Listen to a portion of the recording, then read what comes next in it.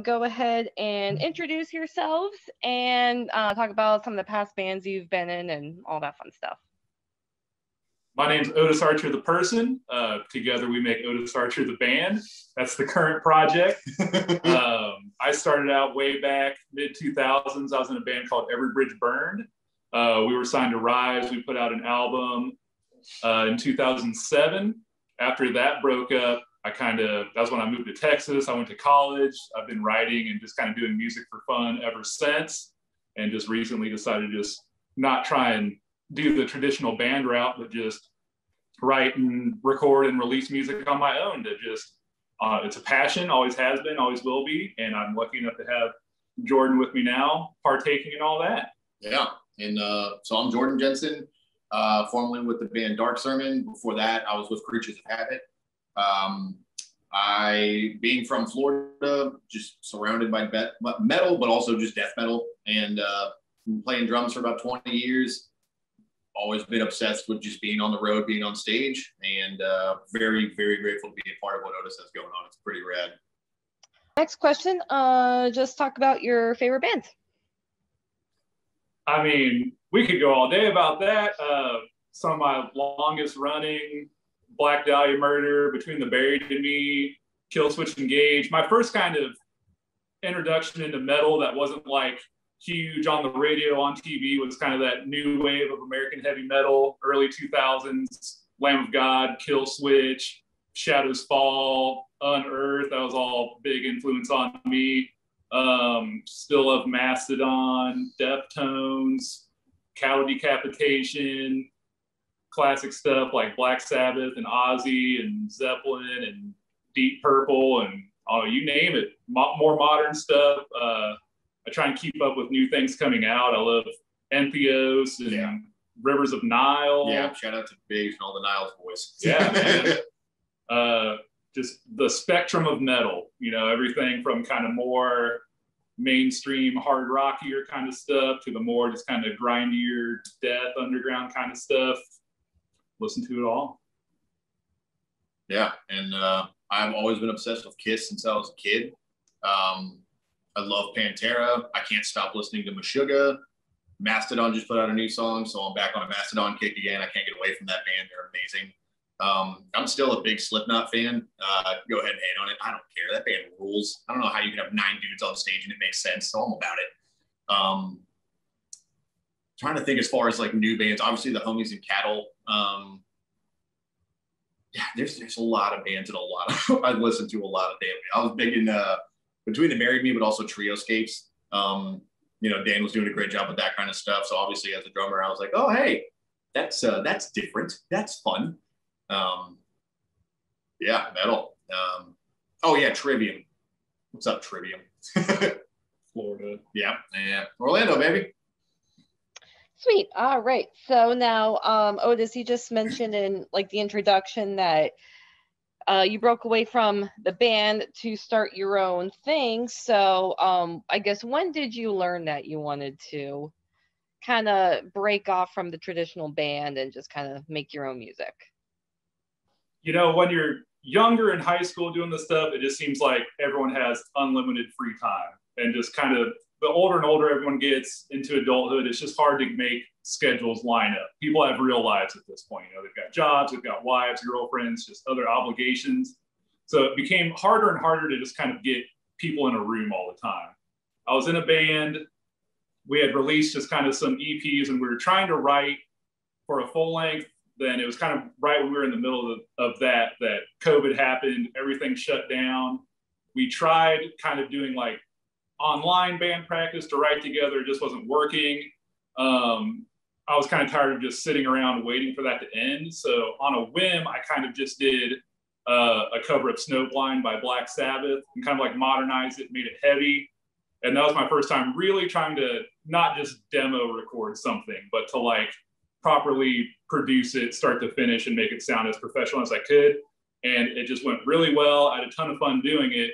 So that kind of kickstarted the whole thing. That's how I wrote the first EP, was kind of like, what are some original songs I could write to go with this kind of modern, kind of heavy version of a Black Sabbath song? So that ultimately became the first EP. And once I started writing that, like the floodgates just opened. I wrote like close to 10 songs all within a few months. So that's kind of where the idea started coming to split it up into different EPs and just kind of do it on my own. So I had finished the first EP, and it was around that time, I just so happened I needed a new phone. Yeah. Just complete, random. I go to the Verizon store right down the street. This guy's working. Yeah. I'm wearing like a metal band t-shirt. He starts talking about metal. I'm like, okay, whatever. With that Verizon gig, it was a suit and tie sales job. So like, pandemic, I got laid off from my last job, and that was one of the only things hiring. I'm like, cool, I'll take it. And being, looking like a jerk in a suit and tie, he came in and I was like, hey, is that a Slayer shirt? And he's like, no, it's my band. And I was like, oh, that's cool. And yeah, it pretty much sparked everything at that point. Yeah, he gave me his business card. He's like, I play drums. If you Google my name, like a whole bunch of stuff will come up. So I was like, all right. So I go home, check it out. I mean, the dude shreds. He's amazing. So I think it was the weekend. So I started drinking that night, checked out all his videos, sent him a friend request on Facebook. And I was like, we're friends now. Don't make it weird. Yes. That was so dope. I sent him the first EP when it came out. We met up, we jammed on the songs. And from then on, I already had most of the second EP kind of written, but he came in and we rewrote like all the drums for it. So we got him on there, the one that's about to come out. Yeah. And he's been writing with me ever since. And we've just got a bunch of stuff on deck ready to go. Let's just talk about like how you two collaborate, writing music together, all that fun stuff. Yeah. The current process, like I said, I kind of had a bunch of stuff written going into it. Not everything's finalized, kind of lots of riffs and portions of songs. For this EP that's about to come out, War, those were all pretty much written. He came and we just kind of reworked all the drums to it. We've already started writing for the third one. Again, I've kind of had some stuff kind of formulating. Is that a real word? Had some stuff kind of coming together. Yeah. Had him come in, and he's more involved in kind of the start to finish process. He's there for like kind of the arranging and like the composing of the riffs themselves. It's more so like we kind of sit in front of my computer. I've got a guitar. He's kind of air drumming. We get everything MIDI mapped out and programmed. And yeah, we've probably got, aside from the EP that's about to come out, we're working on about 6 more songs. It's like 6. Yeah, 6 more songs and 2 more covers that are going to be kind of broken up into EPs 3 and 4 down the road. Yeah. And it's great. Super talented guy, knows how to articulate what he wants to do. With all kind of my tools, I'm able to make it happen with Superior Drummer and Ableton, and just, kind of write and are able to kind of track and record as we go. It's a very fluid writing style, which is new for me because I'm used to like being in the Largo Seminole area. You just go to Rogers, you put your drums, you put your guitars in there, and everyone just goes, and it's loud, and you're like, all right, this is fun. Let's go get on stage. What did we just play? I have no idea. So now it's fun doing it completely backwards, where we're sitting down and somehow his brain's big enough. We're all sitting, again, I'm the drummer, but I'll sit and play on a table, and he'll immediately be like, oh, is this what you were doing? You put the ghost note here on the dotted eighth note, right? I'm like, Jesus, yes. What? How the hell? But it's awesome. It's very fluid. It's nice to be on the same page. And it's also really cool knowing we're one-stop shop. I can literally go sit. We can be at the workstation, and whatever comes from his thought process, or if he's like, hey, what do you think about this? We get it accomplished. And it's like, okay, cool. This is now track done, ready to go. Now we can start learning it and start putting things together. And it sounds unbelievable. It's sick. It's such a good time. Awesome. So let's focus on the EP that is about to come out, War. So I guess, you're going to go, like, another question I'm going to ask later is about like all the more information about all the different, I guess, the series of EPs that you're releasing that you just mentioned. But let's just go into War that's about to come out. Yeah, War, it's the second EP in the set. It's called War. The second horse of the apocalypse is a red horse named War. The artwork is all red to go along with that. It's 3 original songs and a cover. It's a thrashier, heavier, kind of faster EP than the first time around. There's blast beats on this one. There's blast beats. Nice. It's a lot angrier. A lot of the lyrics written were kind of during like the election cycle. I hate election years. I don't really follow politics in general. So every 4 years when there's a big presidential election, I just want to crawl in a hole and disappear. Everyone just gets, I don't know, no one talks to each other the same, especially this time around. Yeah. It's not a political EP in nature. Like, I'm not trying to push politics or a certain way to think on anyone. It's more like just environmentally driven of just like, okay, so there's so much hostility. We're not taking it for what I can say with the lyrical content. I don't write lyrics. I keep time. But like a lot of the focus on it emotionally driven was just a lot of the negative energy, but harnessing it and just like, okay, this sucks. Y'all suck. Here's how we're internalizing it, I guess. Yeah. It's not so much about the politics. It's just the frustration of the politics and everything going on. A lot of the kind of echo chambers people create for themselves on social media, where they're only hearing not just like one side of the story, but just like a very biased, very just kind of niche, you know, alternative facts, you know, just different information. And another song on the EP, The Loudest Voice with the Least to Say, that one is just, it's basically just how you see people on each side of the fence just not even talking to each other, just yelling at each other and being mean and just, I don't know. I don't like any of it.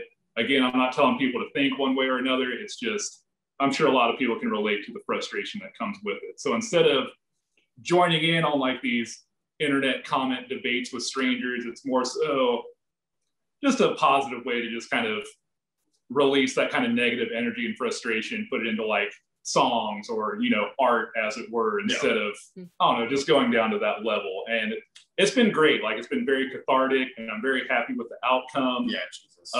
The third song on the EP, it's called The Old Ways. That's more of like a song of how, that's a jam right there. Yeah, like reflecting on everything. And that's more about how we need to change and like kind of, you know, see past the differences and kind of work together. That's kind of like the light at the end of the tunnel song, you know, amidst all the frustration.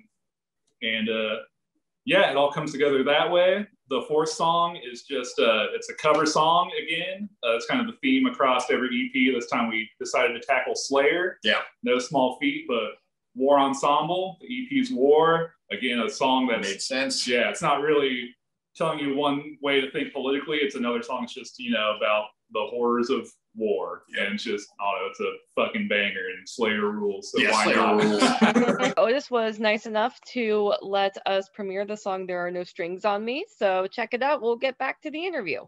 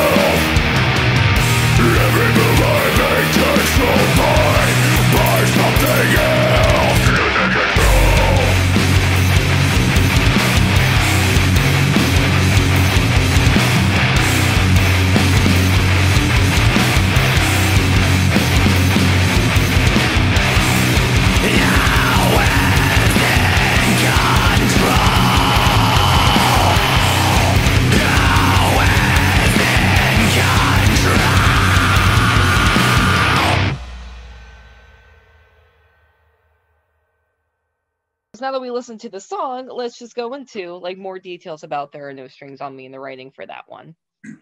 Yeah, There Are No Strings on Me. That's the opening track on the new EP.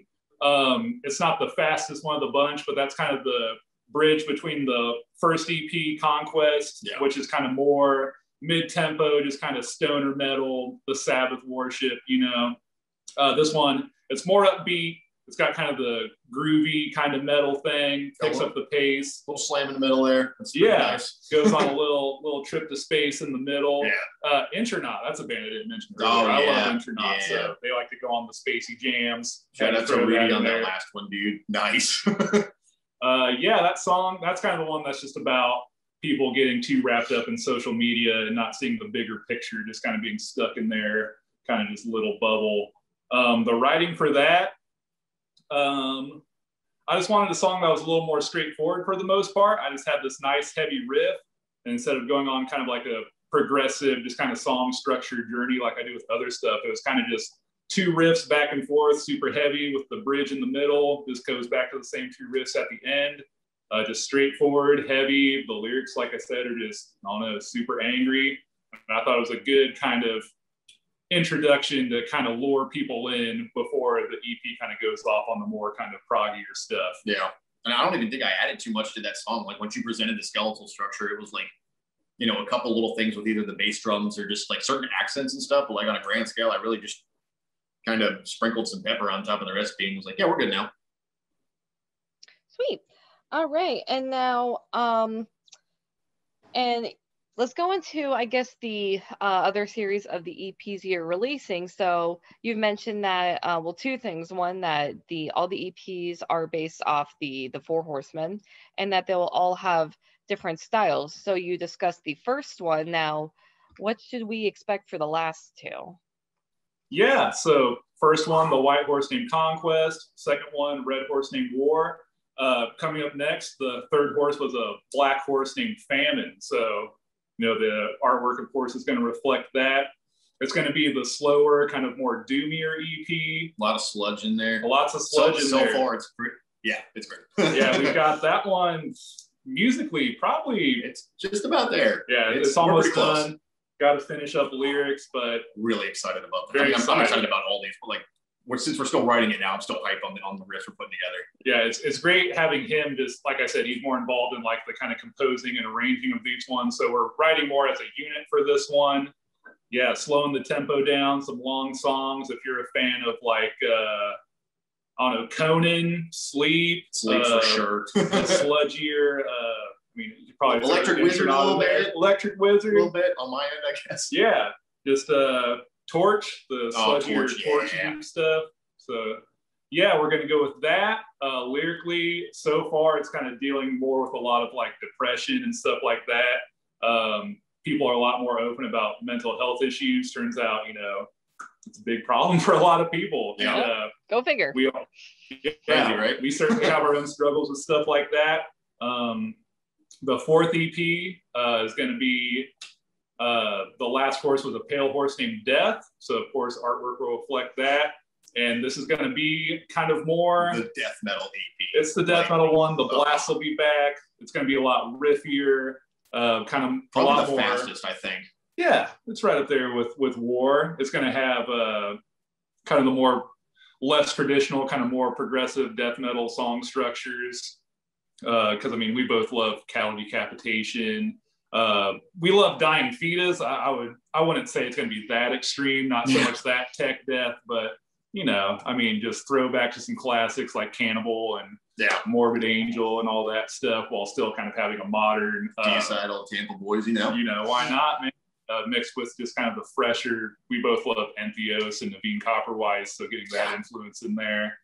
And Flesh Rot a little bit. Flesh Rot. Just, you can't ignore that album. Anything Naveen touches, it's gold. Yeah. But that's another one where we have a lot of the kind of riffs and songs kind of coming together, not finished, but we're just writing away. We're kind of writing everything all at once. Then kind of whatever we get done, we already know where the songs are going to land.